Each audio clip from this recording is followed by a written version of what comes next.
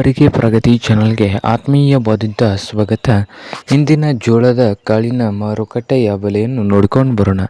ಇನ್ನು ಯಾರು ಹೊಸದಾಗಿ ನಮ್ಮ ಯೂಟ್ಯೂಬ್ ಚಾನಲ್ ನೋಡ್ತಾ ಇದ್ದರೆ ತಪ್ಪದೇ ಸಬ್ಸ್ಕ್ರೈಬ್ ಆಗಿ. ಇಂದು ಜೋಳದ ಕಾಳಿನ ಮಾರುಕಟ್ಟೆಯ ಬೆಲೆಯನ್ನು ನೋಡ್ಕೊಂಡು ಬರೋಣ ಬನ್ನಿ ರೈತರೆ. ಇಂದು ವಿಜಯಪುರದಲ್ಲಿ ಒಂದು ಕ್ವಿಂಟಲ್ಗೆ 3,000ದಿಂದ 3,500 3,000ದಿಂದ 3,500 ರೂಪಾಯಿವರೆಗೆ ವಿಜಯಪುರದಲ್ಲಿ ಒಂದು ಕ್ವಿಂಟಲ್ ಜೋಳದ ಕಾಳಿನ ಬೆಲೆಯನ್ನು ಹೊಂದಿದೆ. ಹಾಗೆ ಹುಬ್ಬಳ್ಳಿಯಲ್ಲಿ ನೋಡೋದಾದರೆ ಒಂದು ಕ್ವಿಂಟಲ್ಗೆ 4,000 ರೂಪಾಯಿವರೆಗೆ ರೇಟ್ ಹೊಂದಿದೆ. 2,000ದಿಂದ 4,000 ರೂಪಾಯಿವರೆಗೆ ಹುಬ್ಬಳ್ಳಿಯಲ್ಲಿ ಒಂದು ಕ್ವಿಂಟಲ್ ಜೋಳದ ರೇಟ್ ಹೊಂದಿದೆ. ಹಾಗೆ ಇನ್ನೊಂದು ಮಾರುಕಟ್ಟೆ ರಾಯಚೂರದಲ್ಲಿ ನೋಡೋದಾದರೆ 3,800ದಿಂದ ಹಿಡ್ಕೊಂಡು 3,800ದಿಂದ 3,900 ರೂಪಾಯಿವರೆಗೆ ಒಂದು ಕ್ವಿಂಟಲ್ ಜೋಳದ ಬೆಲೆಯನ್ನು ಹೊಂದಿದೆ.